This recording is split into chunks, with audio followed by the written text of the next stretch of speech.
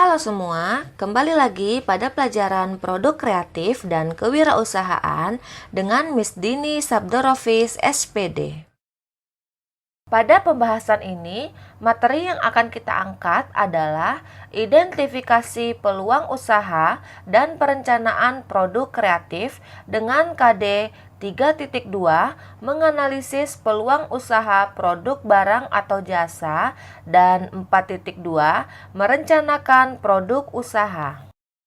Adapun tujuan pembelajaran pada materi ini adalah menjelaskan tentang peluang-peluang usaha, menjelaskan tentang penentuan ide usaha, memahami dan menjelaskan tentang merencanakan produk untuk usaha, dan menjelaskan serta menggambarkan perencanaan produk usaha dan kelengkapannya.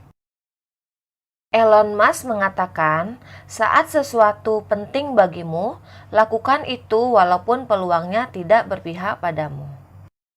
C. Mengidentifikasi peluang usaha. Cara mengidentifikasi peluang-peluang usaha dengan mudah dan sederhana adalah berdasarkan bakat dan minat merupakan sumber pertama yang dapat dijadikan peluang usaha. Bakat adalah anugerah keahlian dari Tuhan Yang Maha Esa dan minat adalah passion atau ketertarikan pada sebuah bidang. Berdasarkan kebutuhan, dapat dijadikan inspirasi untuk memilih ide usaha dengan mengamati lingkungan sekitar atas kebutuhan yang harus dipenuhi. Berdasarkan masalah yang terjadi, kita harus mampu melihat masalah sekitar yang terjadi agar dapat menjadikan hal tersebut menjadi peluang usaha. D. Merencanakan produk kreatif untuk usaha. Manfaat perencanaan produk kreatif untuk usaha adalah agar sebuah usaha dapat memiliki produk jual yang dibutuhkan dan diinginkan oleh target pelanggannya. Calon wirausahawan perlu menentukan jenis usaha, target pelanggan, dan produk yang akan dijual. Terdapat 12 perencanaan produk kreatif adalah sebagai berikut. 1. Latar belakang pemilihan bisnis. 2. Ide bisnis dan inovasi. 3. Deskripsi produk. 4. Target pelanggan. 5. Cara penjualan. 6. Lokasi usaha. 7. Layout lokasi. 8. Alat dan fasilitas. 9. Bahan baku. 10. Cara pengolahan. 11. Perencanaan merek dagang, logo, dan tagline. Dan 12. Perencanaan desain dan bahan kemasan. E. Action plan atau rencana aksi. Manfaat pembuatan rencana aksi adalah mengetahui hal-hal yang akan dilakukan setelah pembuatan rencana usaha beserta jadwal waktu yang ditetapkan.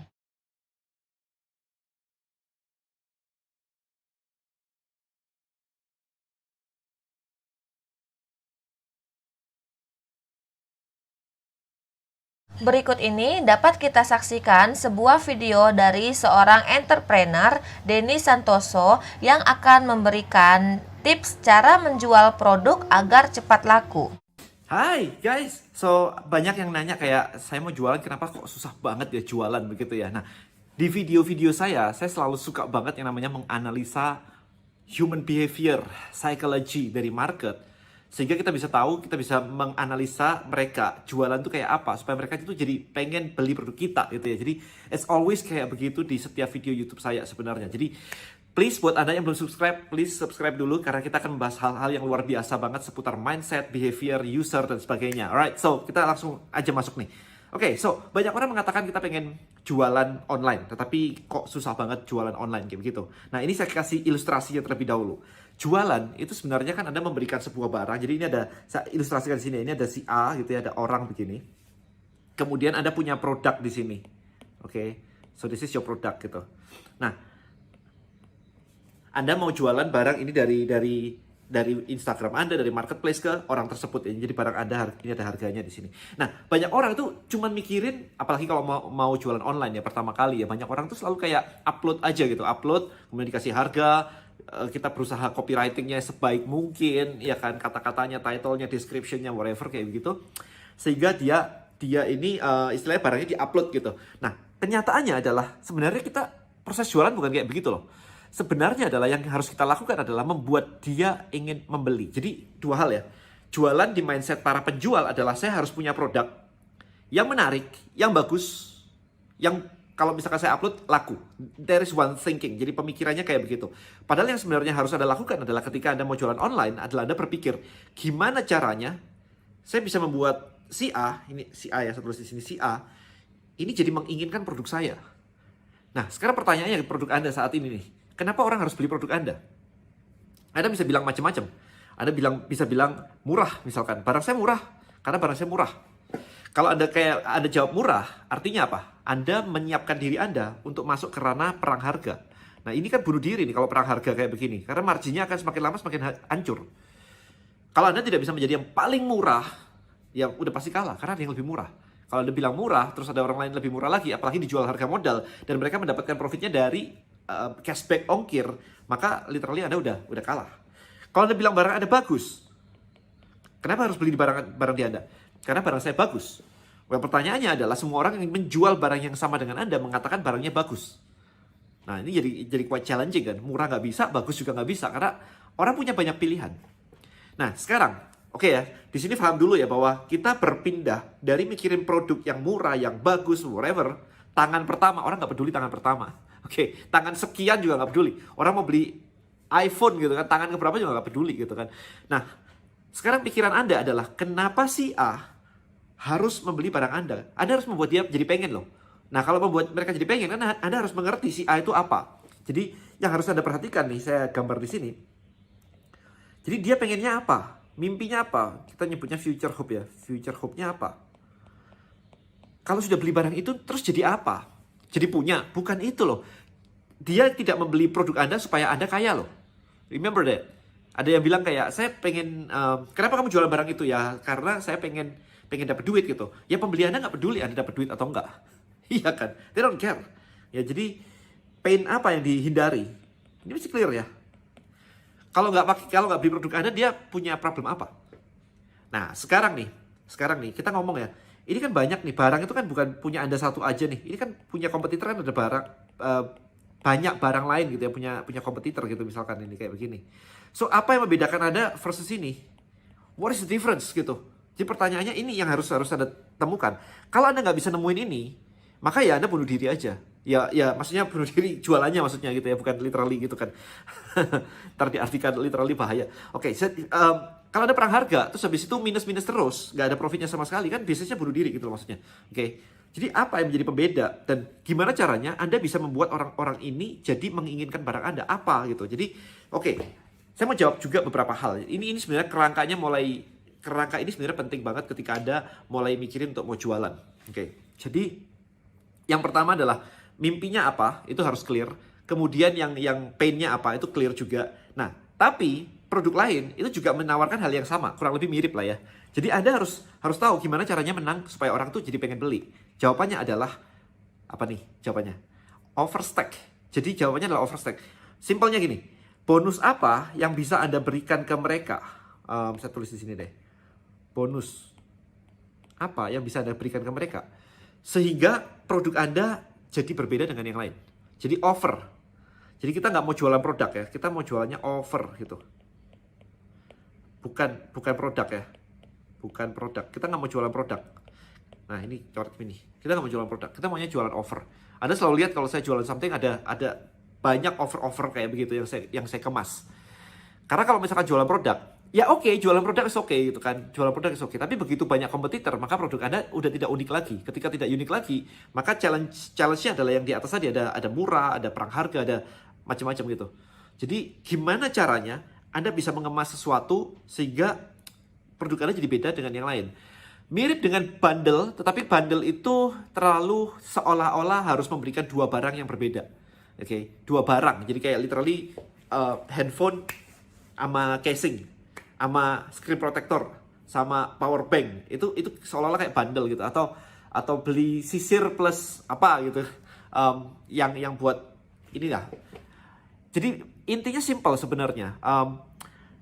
Offer itu tidak hanya produk doang. Jadi bisa saja misalnya kayak waktu saya ngajak teman-teman untuk nonton bareng gitu ya, nonton bareng Marvel gitu kan. Tiket nonton itu kan 60.000 doang, tetapi saya berhasil menjual sampai 1,8 juta gitu. Nah, itu adalah bundle offer sebenarnya. Kita nggak ngomong bundle tiket, tapi lebih ke arah offer. Jadi offer yang ditawarkan adalah, yuk kita nonton bareng, seru-seruan bareng, rame-rame bareng, habis itu kita makan bareng, kita mini mastermind dinner bareng. Jadi ada kemasan lagi kayak begitu. Anda bisa mungkin menjual sesuatu, misalkan kayak kemarin saya menjual pembakar lemak ditambah dengan buku panduan dietnya, buku rahasia dietnya digabung gitu. Jadi ada edukasinya juga. Sehingga mereka itu ketika menggunakan produk Anda, mereka menjadi lebih mudah karena mengerti akan sebuah atau sesuatu hal atau knowledge yang mendukung dari penggunaan produk tersebut. Jadi itu yang harus diperhatikan banget. Jadi nggak bisa kayak sekedar cuma jualan produk aja. Karena kalau jualan produk aja, bayangin aja kalau Anda jualan produk-produk yang sama, jadi reseller gitu kan, semua jualan barang yang sama tuh. Nah, apa yang bisa dikreasikan sebenarnya di situ? Ya, jadi itu yang penting banget. Pertanyaannya sekarang, sebelum saya akhiri video ini adalah, mulai pikirkan beda antara jualan sama membuat orang pengen beli. Itu yang pertama ya, bikin orang pengen beli. Nah, bikin orang pengen beli ada beberapa step. Yang pertama adalah future hope-nya apa? Mimpinya apa? Anda harus clear menyebutkan mimpinya. Karena dia mengejar itu, bukan mengejar produk. Produk cuma kendaraan. Orang mau beli Ferrari bukan karena Ferrarinya, tapi karena mau di-appreciate by other people bahwa dia orang kaya, sukses, dan yang lain-lain. Itu yang dicari sama dia, makanya beli Ferrari. Harganya ya harga itu. Oke. Nah, kemudian kalau nggak pakai itu pain-nya apa? Kesulitannya apa? Oke, kalau dia tidak memiliki pain, kalau nggak menggunakan produk Anda, maka dia nggak akan beli. Karena itu produk-produk tersier. Oke, jadi future hope-nya clear, pain-nya clear. Terakhir, untuk membedakan produk Anda dengan orang lain adalah Anda harus membuat yang namanya offer. Oke, jadi nggak sekedar jualan produk saja. Nah, sekarang mulai pikirkan ini, challenging ini. Gampang nggak? Nggak gampang. Karena kalau gampang semua orang udah bisa ngelakuin ini. Tetapi begitu Anda bisa melakukan ini, meskipun agak challenging, oke, Anda akan dapat profit lebih besar dan jualan Anda lebih laku daripada kompetitor Anda. Bonus, overstack semuanya. Maka Anda lihat kan, kalau misalkan Anda lihat para teman-teman saya gitu ya, jualan online course gitu.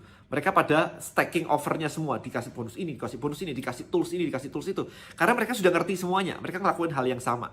Nah, problemnya adalah Anda mungkin nggak seperti mereka. Anda beranjak mungkin dari bisnis konvensional atau offline, atau baru mau mulai ke online. Sehingga Anda tidak biasa dengan dunia yang kayak begini. This is the online world, this is the online world guys. So, please welcome to online world. Ya, jadi intinya adalah kayak begitu. Yang penting adalah Anda jadi tahu bahwa dunia online itu kayak begitu, sehingga Anda bisa menyiapkan semuanya, yang termasuk tadi bonus-bonus tadi, right? So hopefully this video memberikan Anda insight, wawasan baru, dan PR buat Anda. Ini bukan cuma untuk ditonton begitu aja terus dilupakan, tetapi Anda bisa menggunakan ini, framework ini, untuk mendesain offer Anda sehingga omset Anda naik. Thank you so much for watching this video guys. I'll see you in the next video. Bye-bye. Setelah mempelajari materi ini, apakah peserta didik siap untuk memulai usaha tanpa menunggu tua dahulu? Kesimpulan yang dapat kita ambil dari materi ini adalah sebagai berikut. 1. Peluang usaha bisa datang dari mana saja. Contohnya adalah peluang berdasarkan bakat dan minat yang dimiliki, peluang berdasarkan kebutuhan, dan peluang berdasarkan masalah yang terjadi. 2. Sebelum memulai usaha, akan lebih baik jika melakukan perencanaan produk dan hal-hal yang dibutuhkan oleh usaha. Demikianlah materi produk kreatif dan kewirausahaan yang disampaikan pada hari ini. Semoga materi ini dapat menjadi inspirasi dan membuat mimpi kalian menjadi kenyataan. Terima kasih dan bye-bye.